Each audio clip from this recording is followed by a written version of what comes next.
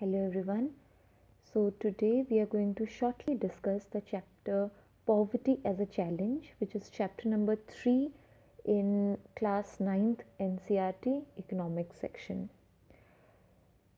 I would like to be as brief and quick as possible so that somebody who is intending to revise this can do so perhaps in 8 to 10 minutes. Point number 1. What is poverty? So usually people associated poverty to rural areas, that farmers are poor. But present concept of poverty challenges that notion. So poverty can happen in rural areas, poverty can happen also in urban areas. Say a person in urban area is, driving an auto, or say just has no work to do, he is also poor. So it is not just the poor farmer who is poor, but also an urban dweller can be poor.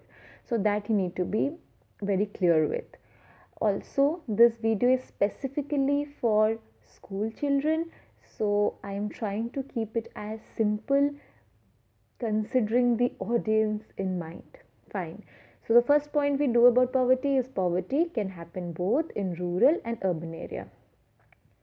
Second point, social exclusion and vulnerability. So basically, social scientists view poverty from two perspectives. One, social exclusion, two, vulnerability. Let us know them. So if you see the point of social exclusion in this video, you see three headings. So it is basically facilities, opportunities and benefits, which means that if you are excluded from any facility that you would need to better your life, or any opportunity that you could use to better your life, or any benefits that you do not get, then you are socially excluded. Say a beggar, he might need a house, a bed, but he doesn't have that facility, so he is excluded. Say the untouchable caste who had always faced discrimination because their work was to clean house, clean roads, clean toilets, so they didn't have the opportunities or the benefit to go ahead in their life, which we try to give them back through reservation. So what is social exclusion? If we exclude people from any facilities, opportunities or benefits, it is social exclusion. For instance, untouchable as a category, caste category is rightfully socially excluded, has been excluded. Second is vulnerability. Vulnerable means to have a greater risk, to be weak, unlike others.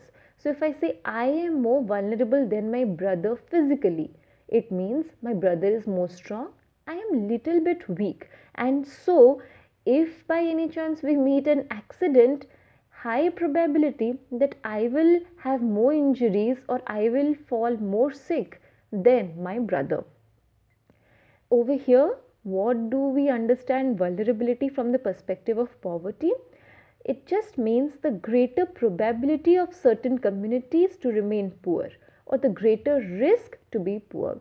For instance, if you see the untouchable, or the people who swipe or the floor, or the maids and people who the barbers, so if you see them, they're very vulnerable, so their children will also do the same thing. It is very difficult for them to break that trap and do something which is different from their caste. So social exclusion and vulnerability add on or create poverty, and poverty also creates social exclusion and vulnerability.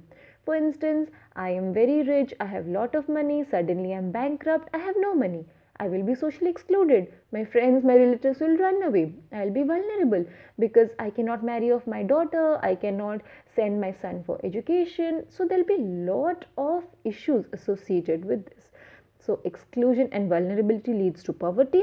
Poverty also leads to death. Point number 3. What is poverty line? It is very important and it might come in your exam also. So poverty line is nothing. It is just a measure of poverty. So how do you know that who is poor and who is not? So people who are above the line are not poor, and people who are below the line are poor. In the Indian context, we calculate, usually poverty is calculated either through income or through consumption. For instance, say 500 is the limit or is the minimum income everybody should have. If you have below 500, then you are below the poverty line. If you have above 500, you are above the poverty line. Same goes for consumption. Say every day we should have 2400 calories of food. If I don't get to eat that, I don't have money to buy it, nobody is giving me that much food, then say I'll have 200 calories a day, then again I am below poverty line. So below the minimum income or consumption, we are under the poverty line. It is different for different countries. Say in America, having a car may just be a need, and people who don't have a car can be seen as poor. But in India, car is a luxury. So the parameters of poverty estimates would be different from country to country. Poverty line in India. So in India, the National Sample Survey Organization NSSO basically collects data on food, clothing, footwear, fuel and light, education and medical requirements and comes up to an estimate. It goes and does survey and all those things, and finally what we have come towards is, in rural areas you should consume at least 2400 calories per person per day. If you consume below that, you are poor. If you are poor, government will help you with anti-poverty schemes. In urban areas, 2100 calories per person per day. If you eat less than that, again you are poor in the urban area. But you must be thinking now, why is the calorie intake more in rural areas? Because in rural areas, most of the people are farmers, laborers, so they have a lot of physical activity, so they need more food, unlike in urban areas. However, if you see the money next to this side, so if rural area is just 24 calories, okay, this is just blurring out a day, then why is it 328 rupees and 2100 calories 454 rupees? The answer is, in urban areas things are more expensive. Now coming to interstate disparities. You should remember, for the purpose of exam and generally also, Odisha may be a poorer state, Delhi, NCR may be not.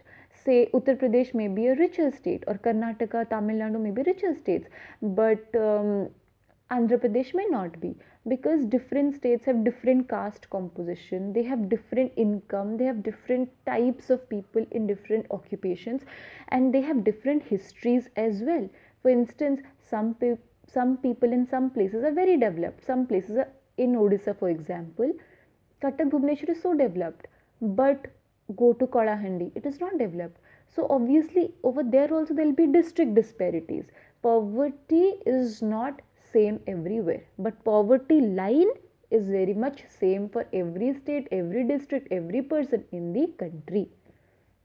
Global scenario, again there has to be disparity. US may just say that no, we have perhaps 500 calories per person per day. That may be also a possibility, but in India it is different. So from country to country it will vary. What are the causes of poverty? So these are some of the causes. If you see, first is low level of economic development due to colonialism. So as you know, we were under the Britishers for around 200 years. So that time Britishers just suited their interest. They kind of took away our money, our knowledge, our wealth and made us more poor. So that created a background for poverty. Second, high growth rate of population. Suppose a family has one child, they will take care of the child more. But suppose a family has say 10 children, there is no control, they have 10 children. So what will happen is their expenditures will be more. And if there's just one man earning, then ultimately they'll end up in poverty. So what happened post independence also, there was always growth rate in the population, but accordingly the income did not increase. So there was poverty. Failure to control both by the government. Then selective green revolution and industrialization. So if you see, green revolution was in Punjab and Haryana. So the other states which did not have green revolution did not develop. Huge income inequalities. So in a country where we have people who buy diamonds every day, who have Mercedes, there are others who cannot even afford a roti to eat in a day.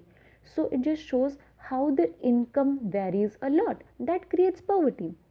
Lack of land resources. So already there is limited resources, and based on that limited resources there is scarcity, and if we do not utilize it well and the rich people capture it, obviously we'll be poor. Most important reason is social obligations. Social obligations is important because suppose I want to marry my daughter. In Indian society, I have to give her dowry. By giving dowry, I might become poor. For a Brahmin, they might have to do a Brataghar ceremony. So by doing that ceremony, they might spend a lot of money. They can become poor. Anti-poverty measure. So government tries to either promote economic growth and also target anti-poverty programs. Economic growth through schemes and anti-poverty programs also through schemes. The most important program that you should remember for the exam is Narega. It is basically 100 days assured employment scheme where any person who is not getting any employment can ask the government to give them 100 days of employment every year, and they will do agricultural work or any work that government asks them to, and if they don't get the work, then government will pay them that 100 days of wages. Very important. Apart from that, there's something called National Food for Work program. It was later included in Narega. Not very important, but please remember the name. Then is Prime Minister Rozgar Yojana, PMRY. Again, it is for employment for the educated who are unemployed. Narega is for uneducated, unskilled labor. But this one is for educated people but no job. Then you have Rural Employment Generation Program, which is only targeting rural areas. Then you have Swarna Jayanti Gram Sarojgar Yojana, then PMGY and AAY. So the homework that I want to give you is open your book, open page 39 and find out what is PMGY, what is AAY, what is SGSY. What I feel, a good student should not only be helped by good tutorials or good notes but also by hard work. So in this video, I try to cover almost all the points that is given in the chapter. But the last paragraph, which is also very important, should be covered by you. It is in page number 39. Please go through these schemes. I hope this video has helped you to gain a little bit understanding about poverty as given in Ncert. All the best for your exam. Keep revising, go to the chapter again and try to be clear with the concepts. So again, when we revise poverty, first, what is poverty? What is rural poverty? What is urban poverty? What is social exclusion? What is vulnerability? What is poverty line? How is poverty line calculated in India? Are there disparities in it? What are the causes of poverty? And what are the anti-poverty measures? If you just remember these points, you are good to go.